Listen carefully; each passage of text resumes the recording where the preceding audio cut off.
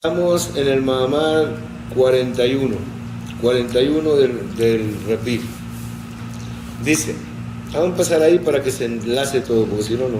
Y si un hombre entrase en el fuego sin dañarse, si estuviese sin comer y sin sentir hambre, si tuviera en el rostro del resplandor que nadie pudiera mirar a los ojos, si nunca se enfermase y llegado el final de sus días muriese por su voluntad, como quien se acuesta a dormir en su cama, y conociera además lo pasado y lo futuro, ¿no sería este hombre distinto de los demás estando en otro nivel? Obvio, este hombre no es un hombre normal, porque antes se estaba hablando de qué, está hablando de cómo el hombre es superior al resto de la creación, al reino vegetal, al reino mineral, luego vegetal, luego animal y luego viene el ser humano. Entonces ahí el ser humano es superior a todo. Pero ahora estamos hablando de un ser humano especial, un ser humano que está por encima del ser humano normal, y esos serían los datos aproximadamente. Eso es lo que contesta el Kuzari, el rey. Dice, estaría en un nivel superior al del animal y del hombre, en el plano divino o angelical. Se puede decir que es ya un hombre que pertenece a lo divino. El Rebí contesta y dice, esas son algunas de las propiedades de nuestros profetas, por medio de los cuales se transmitió al pueblo la palabra de Dios. ¿De qué profeta en especial? Muchas de estas propiedades habla de Moshe. Habla de Moshe, que tenía un resplandor en su cara, que se podía quedar sin comer y beber, etc. Es el Moshe Rabbeinu. Entonces el Rebí ya por lo menos entra en el camino que el Kuzari quiere. ¿Por qué digo eso? ¿Por qué el Rebí está entrando justo en el camino que el Kuzari quiere? El Kuzari lo que le interesa es, exacto, lo que le interesa es demostrar que Dios habla con el hombre.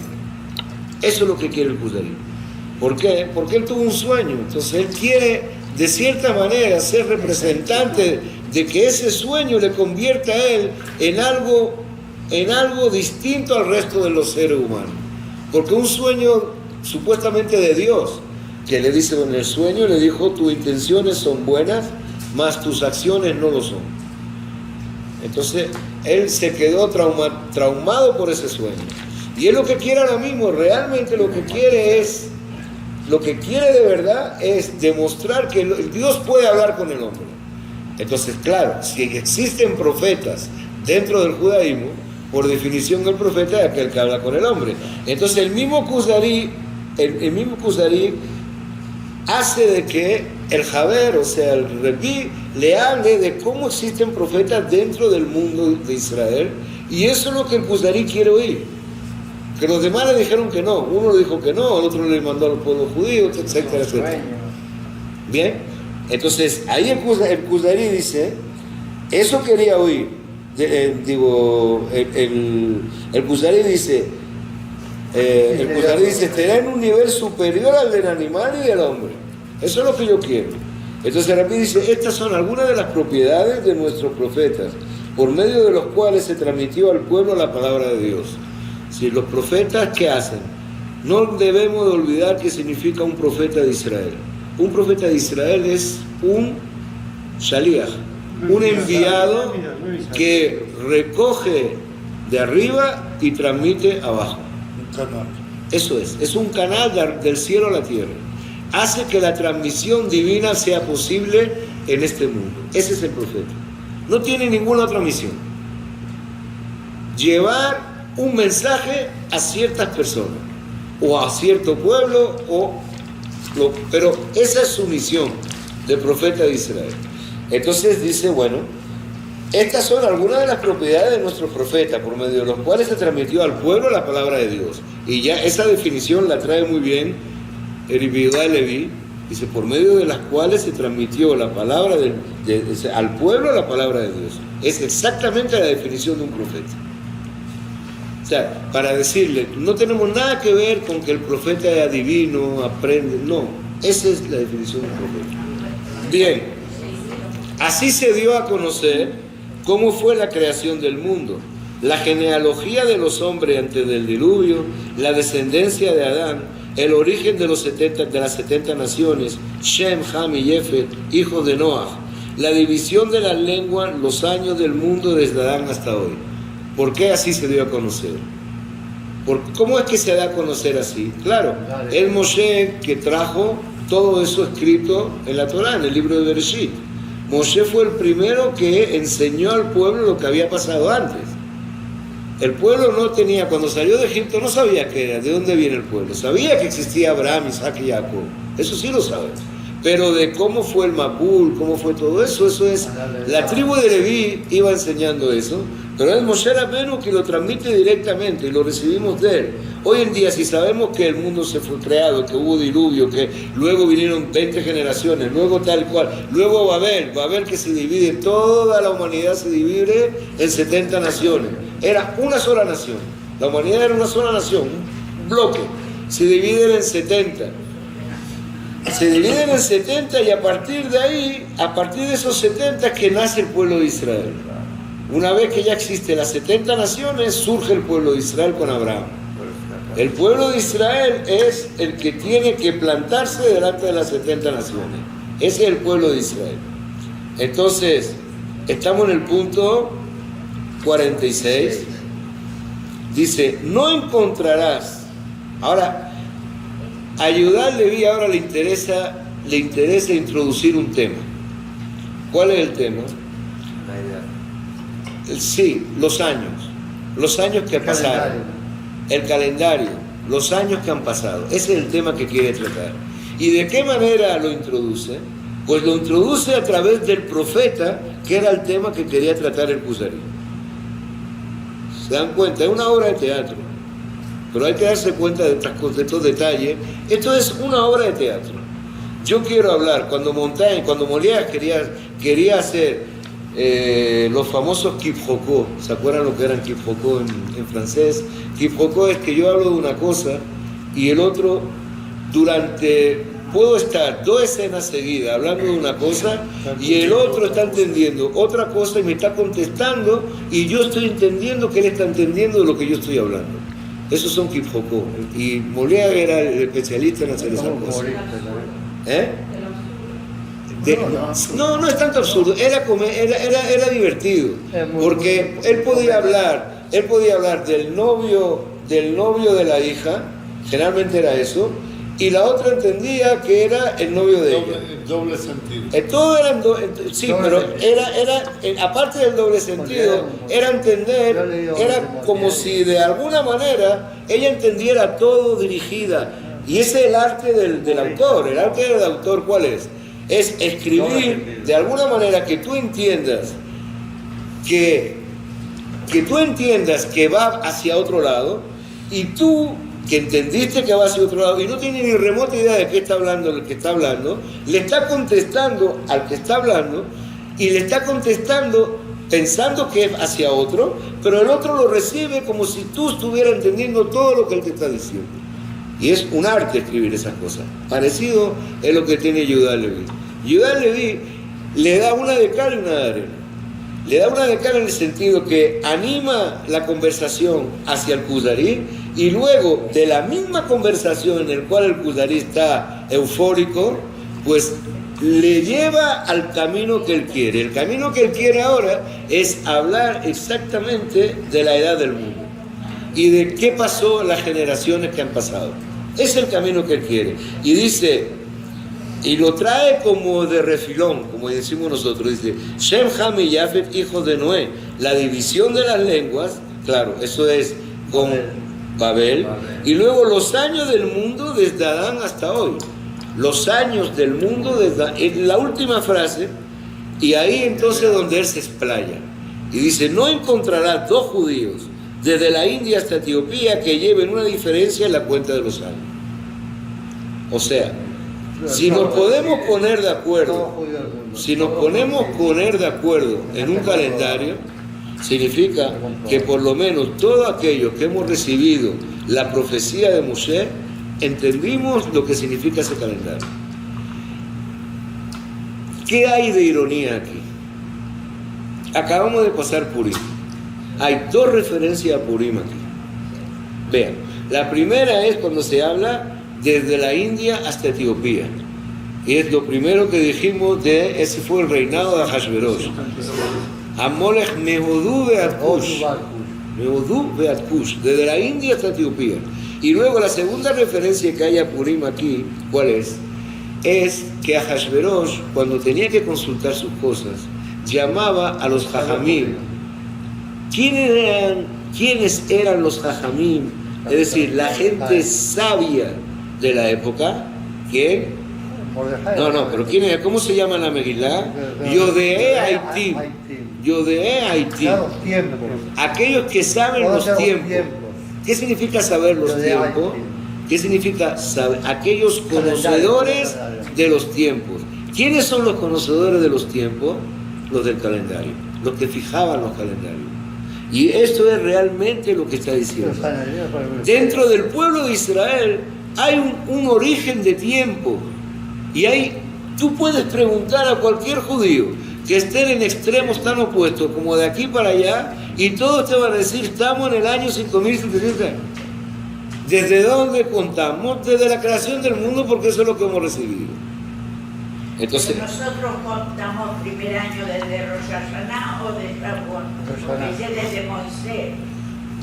La pregunta es muy buena. Es correcto. La pregunta es muy buena. La pregunta es muy buena, y déjame decirte, sobre eso hay escrito todo lo que te puedes preguntar. ¿Cuál es el primero? Hay algunos que dicen que contamos desde Nisan, exacto. Hay muchos que dicen que el mundo se terminó en Nisan, y hay otros que dicen que contamos desde Tishri. Pero la mayoría son Nisan. Porque no sé. No, la mayoría es Tishri. Porque acuérdate de algo. No va a ser nada sencillo. Acuérdate de algo, no es nada sencillo, acuérdate de algo. Nisan, escucha Mercedes, la pregunta es muy buena, escúchalo. Nisan es el principio de los meses. El principio de los meses es Nisan. Y Tishri es el principio de los años. Y tú me vas a decir, ¿cómo Carrizo? El principio de los meses no es el principio de los años. Así somos. Somos complicados, ¿qué vamos a hacer? Pero tenemos que entenderlo así. Ayón Marat Olam, decimos. Ayón Marat Olam. Sí, pero hay... Ayón Marat Olam. Marat Olam, ¿qué es la creación? Ayón, decimos Ayón Marat Olam.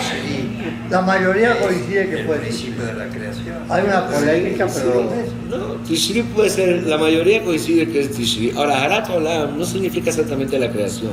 Hay mucha bueno, sí, también significa, aparte de la creación del mundo, cuando, digamos, el juicio. O sea, juicio también pero significa. el nacimiento de la dama de Shon. Está bien. No es el primer día Está de bien. la creación. Está bien. Era el nacimiento de la dama de Shon. Correcto, está bien. Había pasado 6 días que no son 6 días. No, son 6 días, ¿por qué no? Bueno. El 24, no importa, se puede decir, Adam ya nació el 24 de Lul, no hay ningún problema en decirlo. No, yo nació en el mismo día. Está bien, de no la importa. Shemashot. No importa, seguimos. Yo creo que también aquí dentro, en el tiempo, está introduciendo la noción filosófica del tiempo al estilo judío, ¿ok? ¿Cuál? Que es aquí dentro, que es un tiempo que para los judíos está definido, no tiene ninguna clase de duda, y es un tiempo en el cual todas las bases del judaísmo no cambian, todos los principios básicos no cambian, y está aprovechando para también dar el punto de vista del judaísmo sobre lo que es el tiempo, que es una noción filosófica sumamente complicada y que cada vez están los filósofos Es muy dando complicada, vueltas. es muy complicada, pero muy complicada para el que no Está tiene... clarísimo el calendario. Bueno, está bien, es muy complicada para el que no tiene claro el calendario. Hay un filósofo judío que se llama Yankelevich, yo lo estaba diciendo la otra vez, que analizaba cualquier tema que se le presentaba bajo la óptica del tiempo y la duración. Cualquier tema lo analizaba bajo el lente del tiempo y la duración, y la verdad que es impresionante lo que sacaba de esos análisis. Eso será por mayoría. Bien, entonces volvemos. Entonces la pregunta anima al Kuzari ahora a hablar del tiempo. Dice, ¿cuántos años cuentan hasta hoy? Entonces él dice 4.500 años, son 740 años de la era común. 740 años después del año cero. 4.500 años, estamos hablando que estamos en el siglo VIII, siglo VIII. Y como les dijimos en la introducción, este reino de los Khazares, de los Kuzares, está por ahí. Por esa época es que realmente existió un reino en Rusia que era judío, que el rey se convirtió al judaísmo. Realmente es la realidad, eso está en la historia. Y entonces, esta es la época aproximada que marca cuando ese rey se convirtió al ¿Qué siglo judaísmo. dijiste que era? ¿Ah? ¿Qué Siglo VIII. Siglo VIII. Ayer salió una noticia de cuándo fue el principio de la extinción del universo. Debate y niega totalmente que Dios hizo el universo. Sí, sí. No, no es verdad. Las teorías de- No, no es verdad, no es verdad que lo rebate. ¿Lo qué? ¿No? No, hay un grupo de científicos que está llevando a cabo un estudio y entonces ratifican lo que se sabe ya de hace ya unos cuantos años, la teoría del Big Bang. Es la Kabbalah también. La cámara que se Por Es eso la digo Kabbalah. que no refuta ni mucho Exactamente, la vasija que se llenó demasiado y que y estalla. explotó, una O explosión. sea, hay un científico que o sea, hace como una especie como de burla de que, o sea, no... Claro, porque si este señor científico toma la palabra de la Biblia al pie de la letra, por supuesto que sí, pero si le das las interpretaciones que se le puede dar, como le ha dado todos los intérpretes de la Biblia, puede llegar a concordar las dos teorías científicas y la de O sea, la cámara. Yo estoy de acuerdo contigo, porque finalmente lo que aquí se habla de eso, los principios del judaísmo, es que es una creación a partir de nada. La palabra bara, aquí tenemos a David que nos lo explicará, es una palabra para crear a partir de nada, que es boré, y hay otra palabra que es transformar, como Que el que hombre. está agarrando, haciendo un pote con esto, pues, con Sí, la sí, arcila. Eso es. Eso es otra creación. El hombre no crea. Pero crear a partir de nada, No. ex nihilo, Ex nihilo. es uno de los puntos más graves que los filósofos platónicos reprochaban a los judíos. Sí, por eso nosotros estamos clarísimos, la creación de la nada, la creación de la nada solamente es de Dios. Absolutamente nada. La creación de la nada. A partir de ahí el hombre transforma la materia. Transforma la materia para conseguir nuevos productos, pero es una transformación de la materia. Y además esta creación no fue la primera, hubo Bien. creaciones. Lo que hubo nosotros creaciones los- anteriores. Bien, No hay bien, bien. contradicción, Vamos a porque darle. nosotros los judíos decimos No está que ninguna- la causa primera es Dios. Claro, eso es Y la todo cosa. viene de la causa primera.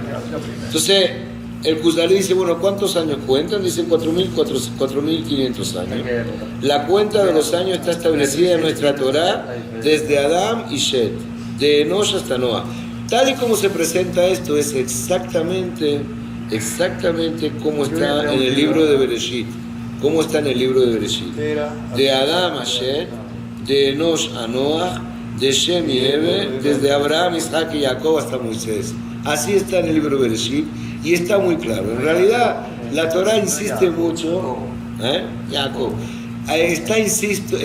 la Torá insiste mucho en dejar claro la diferencia de años de generación en generación. Y cuántos tiempos, por ejemplo, hay una diferencia muy fuerte entre las 10 generaciones de Adán Arishon hasta Noah y de las 10 generaciones de Noah a Abraham. Hay una diferencia entre años muy fuerte. O sea, ¿por qué? Porque durante las 10 primeras generaciones los hombres vivieron mucho más que lo que vivieron durante las 10 segundas generaciones. Entonces, generación es la diferencia de edad entre un padre y un hijo. Pero como ahí vivían mucho más, los padres podían tener hijos a los 400 años, a los 500 años. Eso hacía que las generaciones se expandían demasiado. ¿Verdad? Como no había microbios, vivían mucho más. La primera generación fue muy larga. Bien. Después de Noah ya cortó. Entonces, y ahí llegamos a Jacob, que engendra 12 tribus, y la divinidad se comunicó con todos estos grandes hombres. Estamos hablando de los 12 hijos de Jacob, las tribus, que llevaron la cuenta y el cómputo de los años. Y nosotros seguimos contando desde Moisés hasta ahora.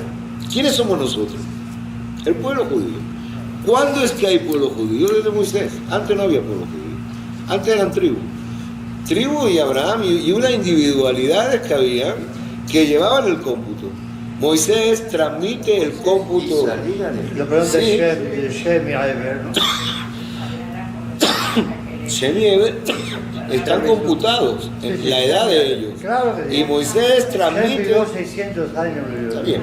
Moisés transmite todo eso, lo va transmitiendo Moshe en Bereshit, es decir, en el libro de Bereshit, de Génesis, es eso. El libro de Génesis es eso exactamente. La transmisión de cada generación y generación. ¿Bien? Entonces, nosotros seguimos contando desde Moisés hasta el presente. ¿Sí? Después que ya somos un pueblo, ya es mucho más fácil llevar el control. ¿Verdad? Porque desde que entramos a Israel con Yoshua ya todo es más fácil, porque ya hay la edad, el tiempo donde se hizo el Betamigdash, luego viene la expulsión, luego viene el segundo Betamigdash, luego viene Babel, y ya cada cosa tiene un Fue periodo. en 2448 fue el Matan Torah. Matan Torah, sí. Entonces, el cómputo de los años, ahora el Kuzari, ante una evidencia así, dice, ¿cuál es la evidencia? Como pueblo yo respondo a partir de Moisés. Y antes del pueblo, Moisés lo escribió como profeta. Como profeta lo recibió antes de Moisés. Y como pueblo nosotros llevamos la cuenta. Entonces el Kuzari dice, el cómputo de los años debe ser correcto. ¿Por qué? Porque no es posible que 10 hombres se pongan de acuerdo en eso si hubiera engaño o falsedad. Es decir, que si alguien se equivocara, el otro no lo va a aceptar. Hay engaño, hay falsedad, entonces eso, mal que bien, uno va a descubrir dónde está el hueco. O sea, seguramente que eso está bien. Entonces el rabí, que es el Jaber, dice, nuestro padre Abraham fue de la generación en que se produjo la división de las lenguas. Él adoptó la lengua de su abuelo Eber y por eso se llamó hebreo. 400 años después vino Moisés. Ni el faraón ni los sabios de Israel y de Egipto creyeron que el Creador hablara con los hombres, hasta que les hizo oír sus palabras en los 10 mandamientos. Bien, ahora estoy trayendo de un lado y de otro. Es decir, nuestro padre Abraham fue de la generación en que se produjo la división de las lenguas.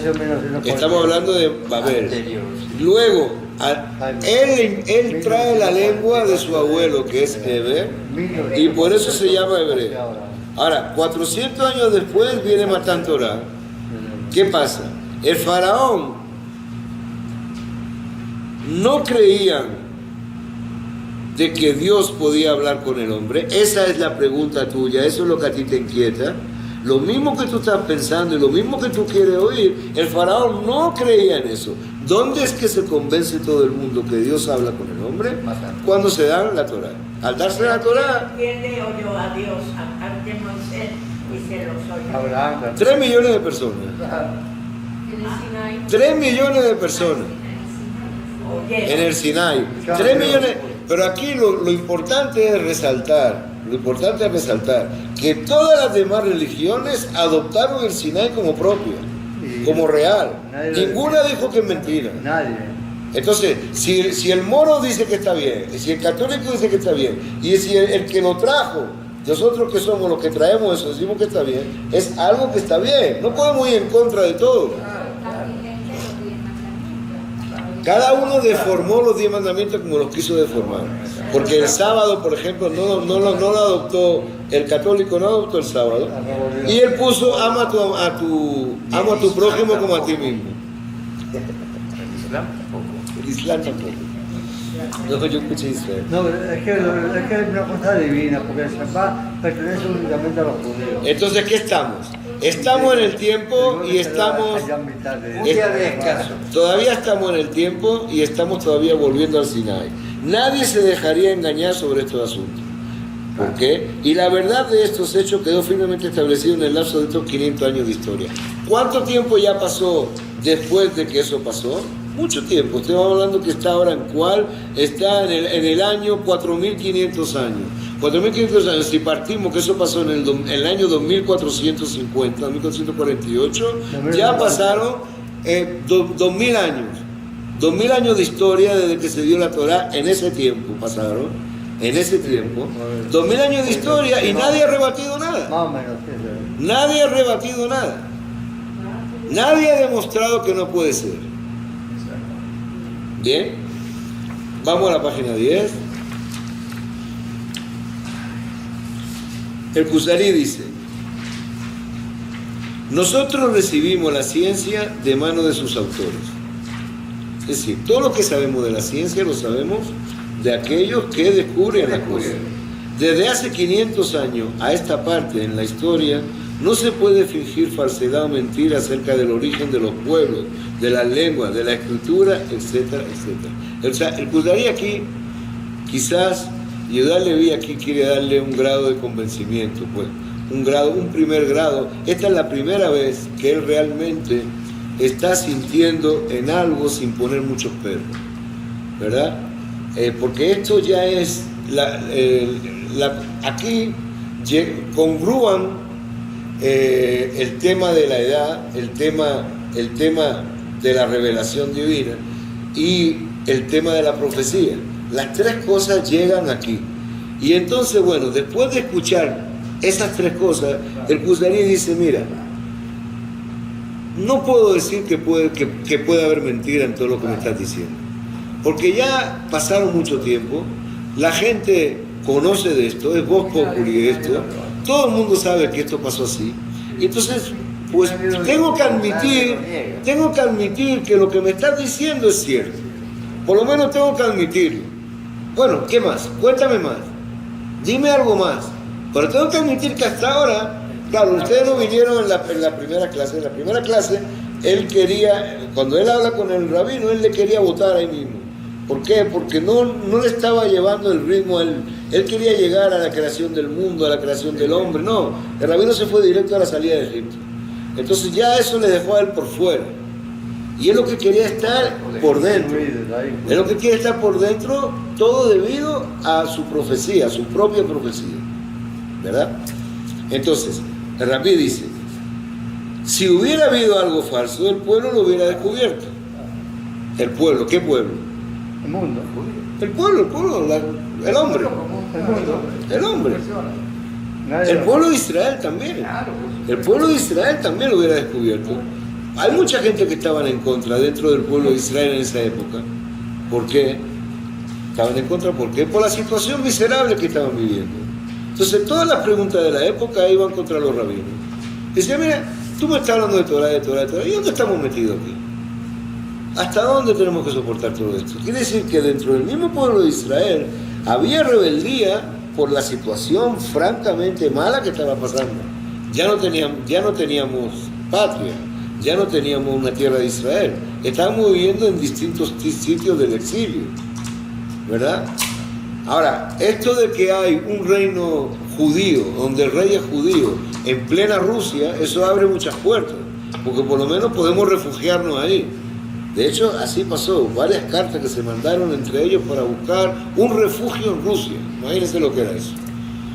Entonces, ahora repito, después que ya el Kuzari está más o menos tranquilo, el Rebbi le dice: piensa que las lenguas son eternas y que no tuvieron el principio. ¿Sí? ¿Cómo se crean las lenguas? ¿Por qué entramos en las lenguas? Porque todo esto hay transmisión. La mayoría de las cosas fueron transmitidas oralmente dentro de nosotros. Hemos recibido las cosas como transmisión oral. Entonces, la transmisión oral tiene que haber una lengua que lo haga. Entonces, piensas que las lenguas son eternas y que no tuvieron principio. Es decir, de toda la vida existía el Lashon HaKodesh, el hebreo, ¿o no? Según los dos. Sí dice: las lenguas son nuevas. Es decir, no son naturales, lo que quieren decir aquí. Es decir, la lengua no es que el niño nace hablando. El niño va a seguir gritando. El niño... Un grito no es una lengua. El niño no nace hablando, ¿verdad? Los animales se comunican entre ellos, ¿sí o no? Sí se comunican, pero los animales nacen hablando. Los sonidos que emiten es la forma como ellos se comunican entre ellos. No es que se sientan a escuchar que un profesor les enseñe el idioma de los perros, no es así. Ellos cuando nacen ya nacen emitiendo sonidos que entienden y a través de ellos se hacen entender. El ser humano no. El ser humano nace gritando, nace emitiendo sonidos, pero esos sonidos no se entienden. ¿Cuándo se entienden? Se entiende cuando el niño aprende a hablar. Y la lengua, por lo tanto, la lengua es algo que el niño adquiere. Dice, las lenguas son nuevas, inventadas con el consenso y el acuerdo. Si fueran naturales, serían como las voces de los animales, ¿verdad? Son nuevas, significa, las lenguas no son naturales, son adquiridas, ¿ok? El Rabí dice, ¿viste a alguien que inventara alguna lengua? No lo he visto, pero no hay duda de que en alguna generación surgió el lenguaje. Dice el Kuzari, no he visto a nadie que inventara una lengua, pero los pueblos vienen hablando, desde un momento dado surgieron convenciones y surgió un lenguaje. ¿Cómo se han puesto de acuerdo los pueblos para designar cuál será el primer día de la semana? Ahora llegamos a otro problema, ¿verdad? Tenemos que entender varias cosas que vienen aquí. Los problemas, uno entiende de que al decir que el domingo es el primer día de la semana o que el lunes es el primer día de la semana, depende. Eso estamos acostumbrados porque lo hemos vivido desde que nacimos. Pero en un momento dado, decir que sábado, domingo, lunes, en un momento dado tuvieron que hacer varios estudios de cómo designar primero el nombre de cada día. Cada día tiene un nombre específico de acuerdo a lo que ese día representa, ¿verdad? Para nosotros no, pero para entender lo que significa cada día, para nosotros es muy fácil. Decimos el día primero, el día segundo, el día tercero. No, y el sábado es perfecto. Yo me llevé también, se dice el día séptimo. Y el día séptimo es sábado. También sirve. Claro, tiene su justificativo, el séptimo. Tiene su justificativo porque es el día de Shabbat, de descanso. Pero dentro del problema, el lunes, el martes, el miércoles, todo dependía. Ahora, ¿cuál de todos esos días? Depende de los astros, pero ¿cuál de esos días representa el primer día de la semana? ¿Cómo se ponen de acuerdo para decir cuál es el primer día de la semana? Dice, esto se ha dado con el consenso y el acuerdo de todo universalmente, lo que está fuera del entendimiento. O tal vez el Kuzari, vean lo que quiere decir. Porque aquí cae en la trampa del Rebbi. Esto es una trampa, una concha de mango que el Rebbi le da. Dice, ¿cómo se han puesto de acuerdo los pueblos para designar cuál será el primer día de la semana? Muy hábiles. Sí.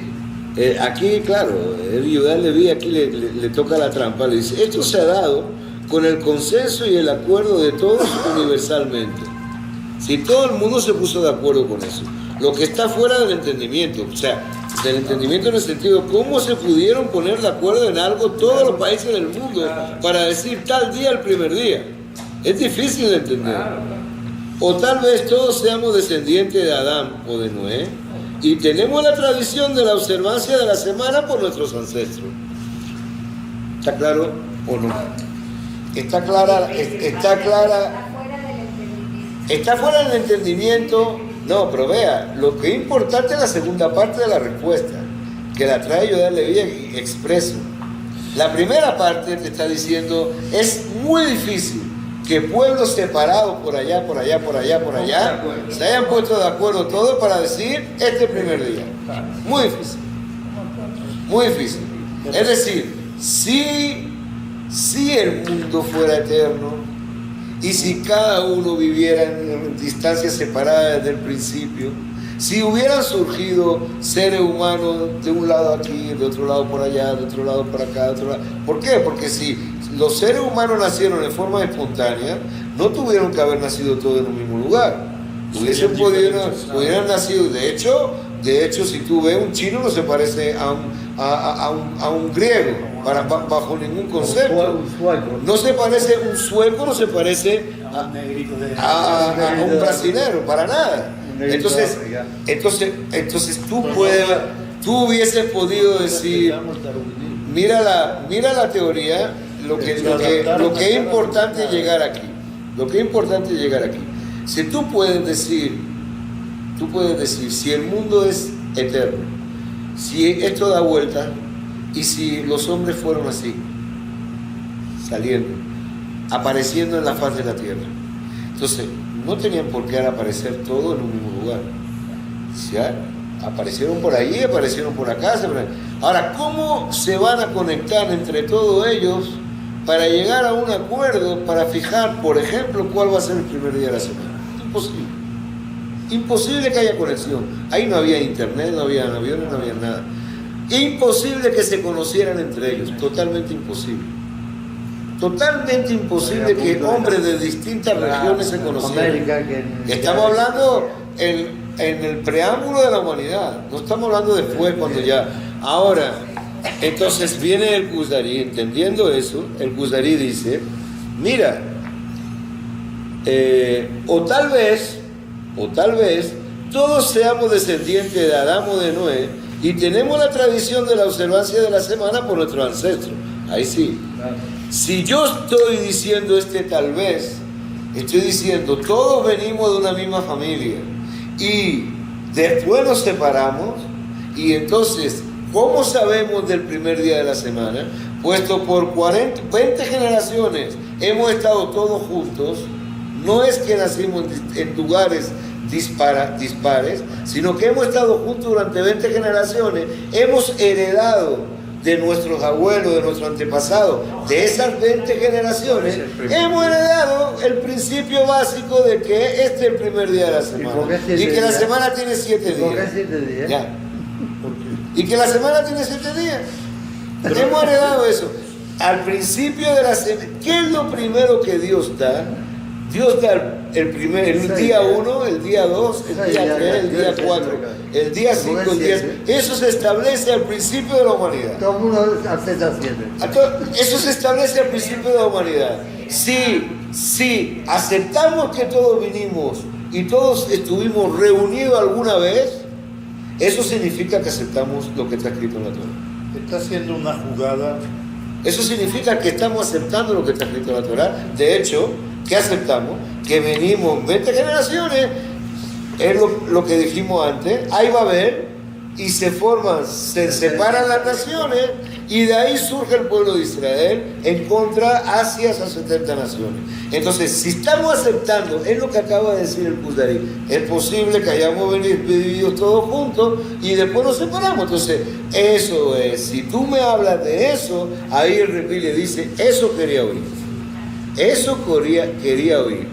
Del mismo modo concuerdan los hombres en el número 10 en Occidente. Otra prueba no es cuál es el primer día de la semana. ¿Por qué se usa el sistema decimal? ¿Por qué 10? ¿Por qué se cuenta de 1 a 10?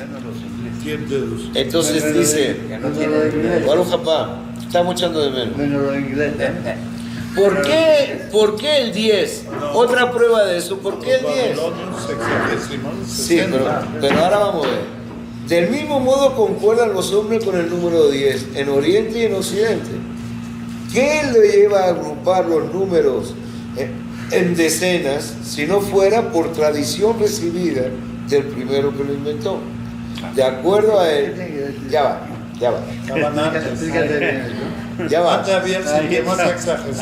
Es que después del 10, después del 10 vinieron muchas otras formas de agrupar los números. Después del 10. Pero después del 10 hubo otra manera de agrupar los números. La barra, por ejemplo, que hacía de que tú tuvieras base 20. Cuando tú hablas de una base 20 o base 12, que es la que se usó por muchos años, la base 12. Ahora, Pero en realidad el 10 se recibió, lo que dice Judá Leví, el 10 se recibió de la primera forma como se intentó agrupar las cosas. Jaime Trajuna me dio una solución, me dio una idea ahorita. Dice 10 porque tenemos 10 dedos en la mano. Naturalmente uno contaba con el dedo, terminaba de contar, agrupaba. Luego te pone a contar y agrupa. árabes, que hasta donde yo sé. Bueno, ¿Perdón? La numeración decimal fue instituida por los árabes. No, por los indios que lo No trajeron de India. instituida, no instituida. Los indios y también los árabes que sacaron las bases, Sí. porque la base numeral, la base numérica fue instituida por los árabes. Entonces, es decir, lo más fácil del mundo, se dieron cuenta al final que era todo a través del sistema de decimal. Ahí se dieron cuenta que era lo más fácil para todo el Lo mundo. adoptaron de Pero India. no significa que esa fue la Porque nos primera. acostumbramos a ello. No, Eso es fácil relativo. No significa que era la primera. Significa que era la primera. Hubieron, ahora, pero indudablemente que esas cosas coinciden. Aquí, ¿a qué se quiere llegar? Aquí se quiere llegar que la humanidad, que la humanidad en un momento estuvo junta. Sí, que había... Que la humanidad en un momento estuvo es junta. común. Que el origen es común. Y luego que ese origen, hay cosas que se recibieron por tradición a partir de ese origen. Cosas que se fueron recibiendo por tradición. ¿Verdad? A partir de ese origen se fueron recibiendo cosas. Luego vino que luego lo mismo que nos separamos. La separación viene después. Y a partir de esa separación es que se duplican las lenguas, se multiplican las lenguas. Pero hubo lengua en la cual todo el mundo se entendía. Todo el mundo se entendía. De hecho, la Torá trae que Dios quiso mezclar las lenguas para confundir y que no se pusieran todos de acuerdo. La diferencia es lo que trae la riqueza. Yo hago una pregunta, no sé la respuesta. ¿Los chinos o las culturas orientales consideran al lunes o al domingo como primer día? Comercialmente sí. No comercialmente, En su la- cultura, su no propia sé, cultura. no sé, No lo sé, yo no lo sé, te he preguntado. No sé, ¿No lo sabe? pero No lo sabe. Pero una cosa es obvia, una cosa es obvia, el domingo no se trabaja comercialmente hablando en la India o en Japón. China. O sea, se trabaja en el sentido de que son pueblos En China, que por abren ejemplo, siempre. no. En China se considera lunes primer día de semana. Eso es lo que yo Se quiero saber. considera lunes, ¿verdad? En China. La única cosa es que, mira, Isaac, No lo sé. la única cosa que es un principio de respuesta es que todos los idiomas que se hablan en Europa, incluso en el Medio Oriente, se llaman idiomas indoeuropeos. Es decir, que provienen todos de una raíz que es el sánscrito y se encuentra una serie de bases que son iguales en todos esos idiomas. Es decir, que hay una serie de raíces que se repiten en todos los idiomas. A veces, incluso en los galeses tienen unas raíces que se parecen a las raíces de algunas cosas de esto del Oriente Medio y de los indios. Es impresionante. Y la misma hebreo también. El tronco básico es el sánscrito. Entonces, sí, eso los puede idiomas ayudar. sajones y los idiomas latinos Hay puede que haber algunas coincidencias. Muchas Hay coincidencias. Hay Hay algunas, coincidencias. pero no, En el idioma inglés no así tiene como mucho para latino.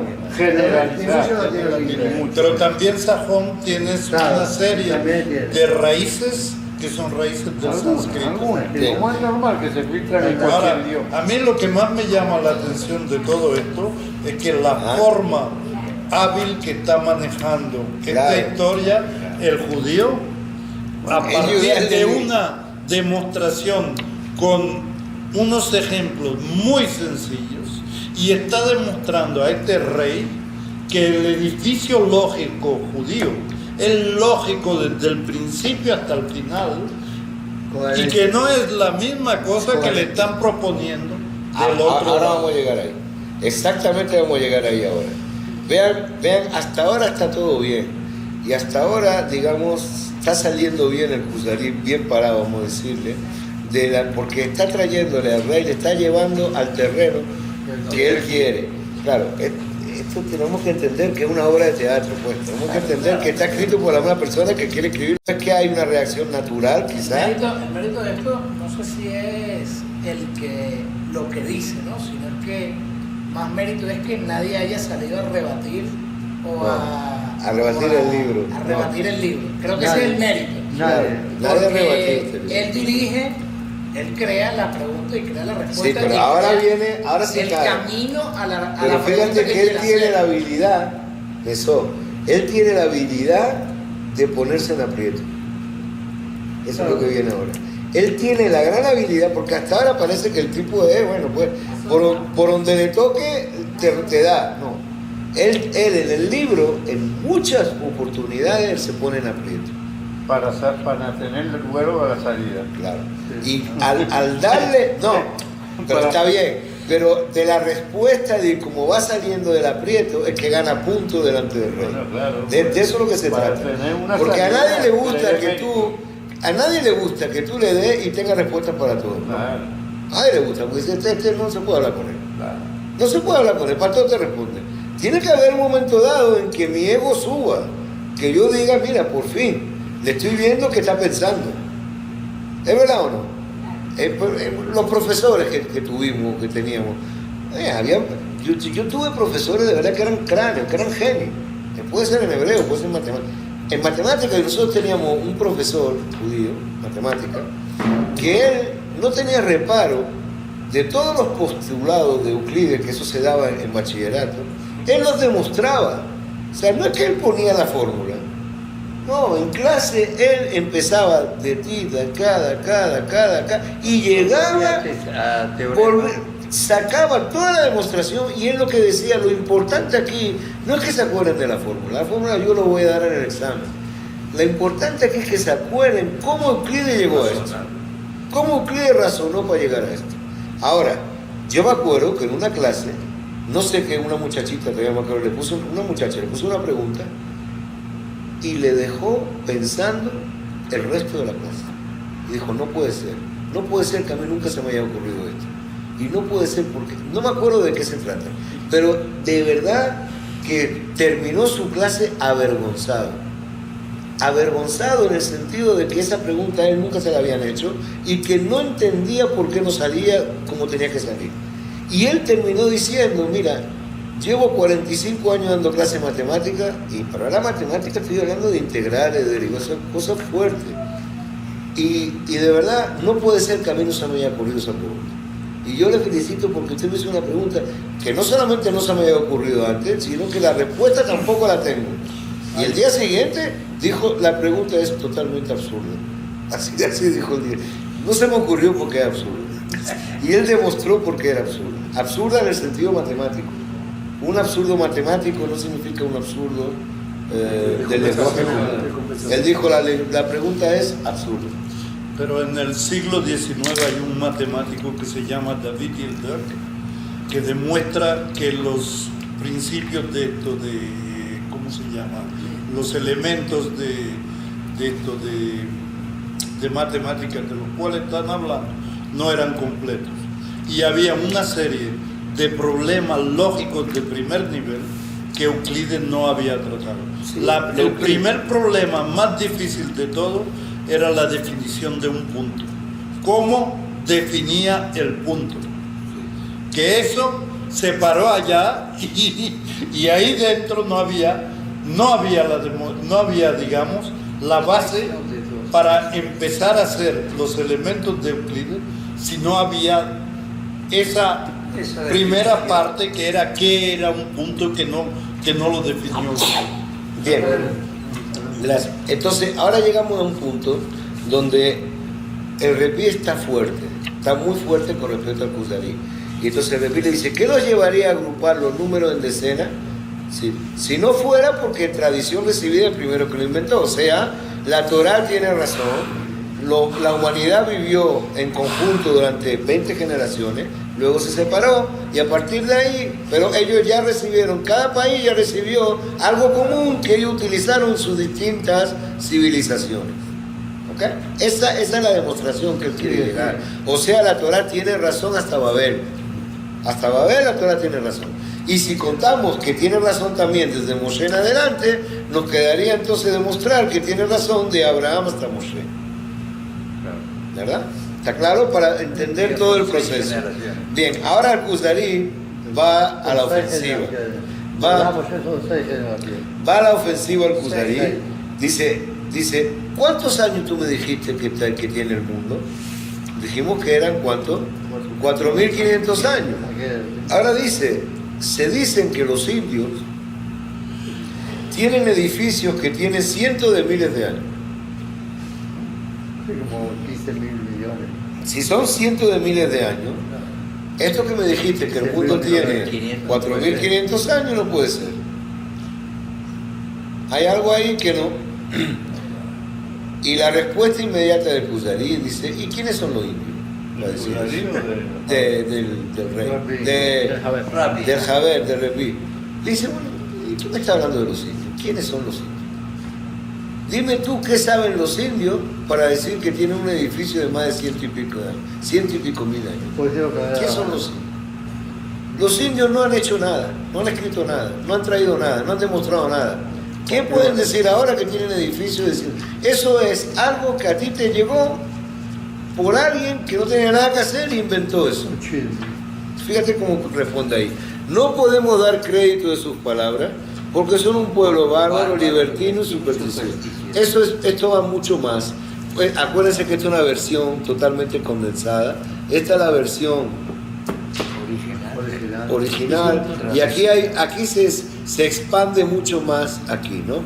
Pero lo que está diciendo realmente el Kuzari, el Repí, es que no puedes traerme una prueba de una nación o de una civilización que no está dentro del concierto de las naciones civilizadas, en el sentido de que han aportado ideas.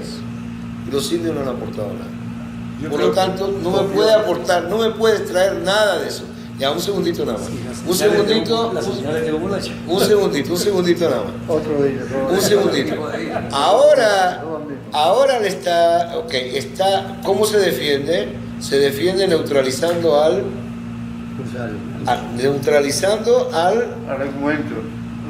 argumento, al que trae el argumento. Se defiende de ahí, de esa manera, ¿no? Neutralizándolo en el sentido que le está rebajando. Un segundo y ya te dejo. Pero entonces el Kuzari, eso le da pie para traer ahora una estocada que ahí sí es difícil responder. Dice que tú me dices que los indios son bárbaros, son estos. ¿Y qué me dice de los filósofos que concuerdan en afirmar la eternidad del mundo? Ahí no hay una respuesta inmediata. Yo lo que más porque los filósofos, un segundo, porque los filósofos sí saben, y los filósofos sí escribieron, y los filósofos sí estudiaron. No es como esos bárbaros que no supieron nada en su vida. Y si ellos estudiando, sabiendo y todo lo demás llegan a la conclusión de que el mundo es eterno, entonces tengo que demostrar al filósofo que el mundo no es eterno. Y es totalmente distinto demostrar esta teoría a un filósofo que demostrársela a alguien que habló que los indios tienen edificios de 100.000 años. ¿Bien? Ahora sí. La forma que utiliza el rabino para contrarrestar el punto de vista del hecho del Kuzari es la forma que utilizaba inicialmente el Kuzari. Sí.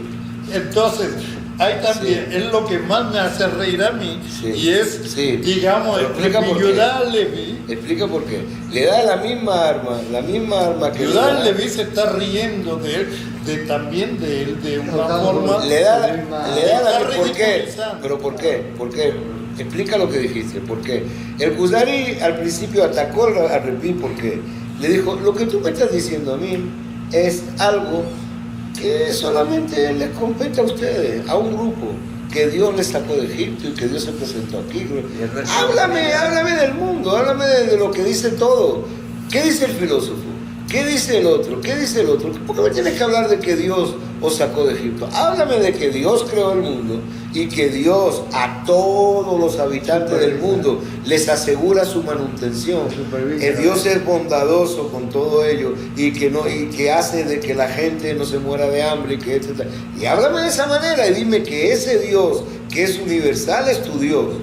Entonces, si tú me dices que ese Dios que es universal es tu Dios, te seguiré escuchando. Pero para llevármelo a algo mezquino, como que te sacó de Egipto, es una cosa como diciendo, los demás no tenemos nada que ver con esto. Entonces, el Kuzari, ¿qué le trae? El Kuzari le trae el filósofo, desde el principio le trajo el filósofo. Y el judío, ¿de qué forma contesta? El filósofo no puede estar de acuerdo en que el mundo, en que Dios creó el mundo.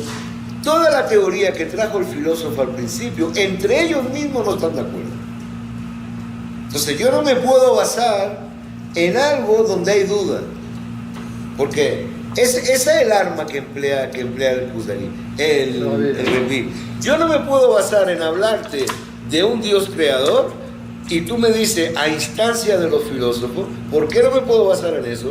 Porque entre ellos mismos hay duda de cómo se creó y quién creó y quién hizo y qué lo dio. Y esas dudas son indemostrables.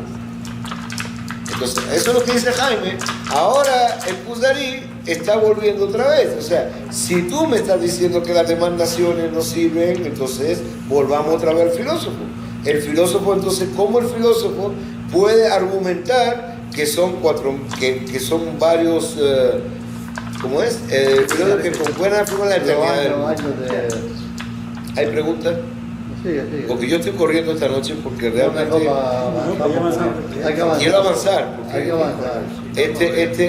este curso de verdad el más lento ha sido el Kuzari, el más lento. Todo lo demás hemos Pero ido. yo creo que es el más difícil.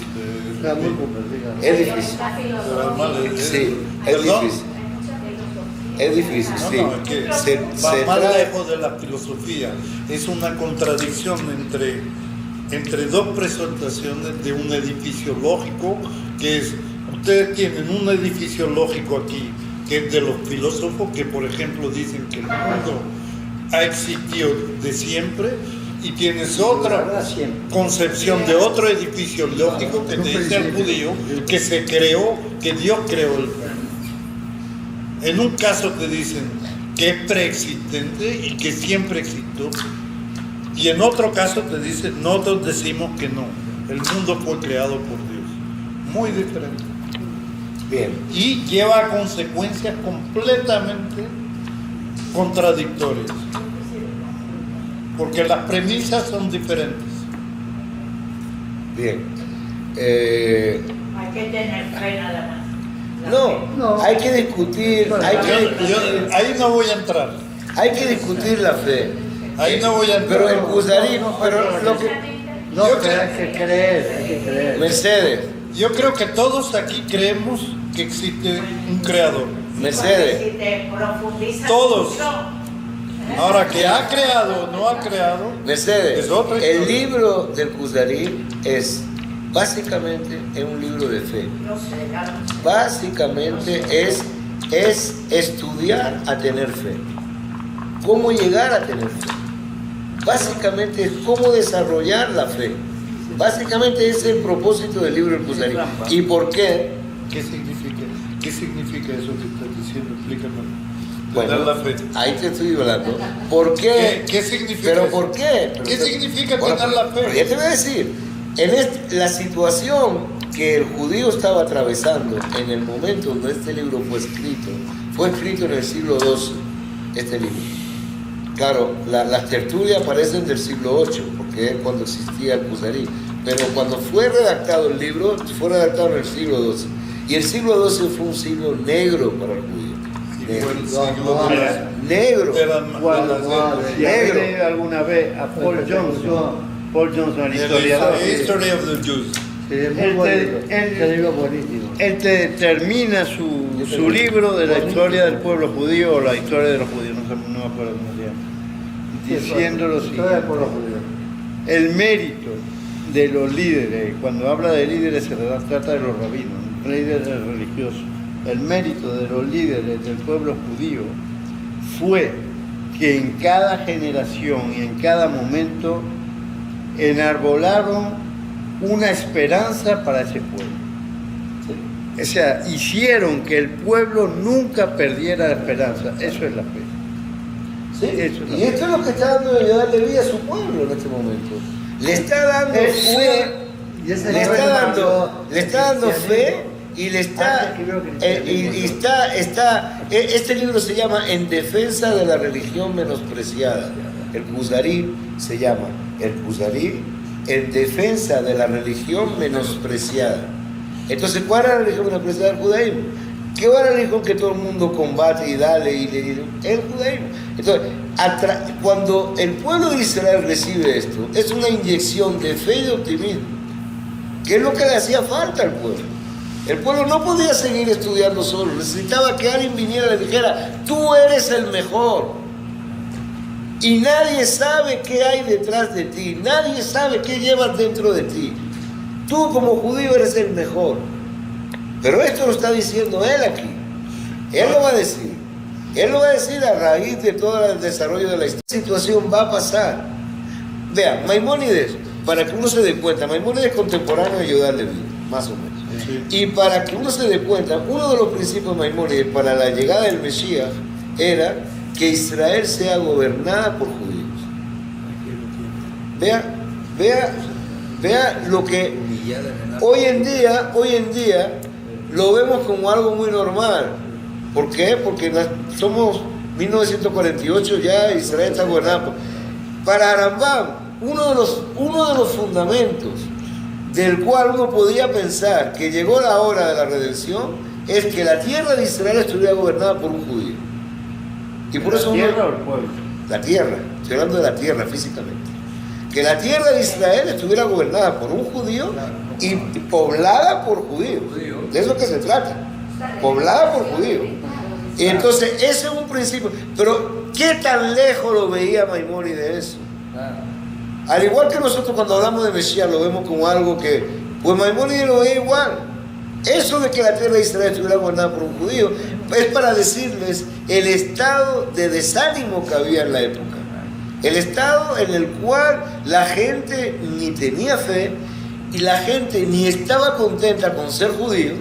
La gente lo que veía por el ser judío, problemas que tenían. Eran los problemas que ellos tenían. Por eso que estas mentes, como Yehudá Leví, se dedicaron a levantar el ánimo del judío. A levantar el ánimo. A decirle, levántate, porque tú eres precioso. Lo va a ver aquí en el libro. Tú eres precioso dentro del mundo. Ya dijo. Si Dios te habló y Dios te dijo, ya. ¿Entiendes? Ese es el fundamento del libro. Yo pienso que la fe yo la defino diferentemente. Yo me permito de utilizar los 13 principios de fe de Maimónides. Para mí no es tanto el hecho de que me ayuda a vivir mejor ni nada, sino que lo que yo creo como base de mi experiencia en este mundo son las cosas, los principios básicos del judaísmo, que Dios creó el mundo y que nosotros, nuestro objetivo en este bajo mundo es la imitación de Dios, para utilizar la frase sencilla del judaísmo. O sea, la imitación y hacer... De los atributos de Dios. Y hacer que el mundo pueda ser habitable, que el mundo... Vean esta frase, es la frase clave. Que el mundo pueda ser habitable por Dios. Es la frase clave. Sí, para que este mundo... para tú poder decir que quiero dejar Dios, darle cabida a Dios en este mundo tú tienes que ser un embajador divino, y cada uno del pueblo de Israel tienen que tener dentro de sus... Exacto. De su alma, llegar a ser el socio de Dios en la creación. Y de ahí, exacto. Y de ahí que yo pueda desarrollar eso que Dios me dio en esta creación, entonces yo voy a hacer que Dios pueda habitar este mundo. Y ese es el objeto de la creación. Eso, claro, lo puede hacer si tú vives en tu tierra y eres libre. Pero si tú estás oprimido y si tú estás esclavizado, ¿cómo tú te vas a dedicar a algo más que no sea pensar en tu situación. Sobrevivir. Pensar a sobrevivir. Y es por ello de estas mentes. Por eso que estas mentes siempre buscaron levantar el ánimo para darte chance, darte campo a que tú puedas de nuevo recuperar el sentido por el cual fuiste creado. Ese es el punto del judaísmo. Pero si tú te trasladas a la época moderna, es decir, ahora, donde ya nuestro problema como judíos no es tanto sobrevivir, Okay. entonces en ese caso yo voy a tratar de ser un poquito El abogado del diablo, iconoclasta, ¿no? el abogado del diablo. Y utilizaré, digamos, una frase de Goethe.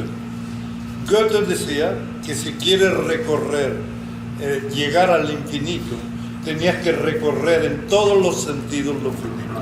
Si tú quieres llegar a Dios, tienes primero que pasearte por lo fácil. Lo fácil es que es estar bien primero con los hombres, y cuando tú estás bien con los hombres, entonces tú vas a poder llegar a Dios. Es la imagen que da el rabino. Eso es. Es la imagen que da el rabino que va a tefilá. El rabino que va a tefilá. Y está con sus alumnos. Y de pronto sale del camino y dice: los alumnos por rabino, ya es tarde para la tefilá. Dice: ¿a dónde vas? Dice: voy a ver a este mezquín que está aquí, que está sin comer y tengo que ayudarle. Claro. Dice: pero vamos a llegar tarde a tefilá. Dice: Dios puede esperar, pero este mezquín no puede. Claro. Sí. Eso es el judaísmo. Eso es una imagen muy buena. Es lo que uno tiene que hacer, realmente llegar a Dios a través del ser humano. Eso es lo que nos enseña. Bueno, eso es lo que nos enseña. Muy bueno.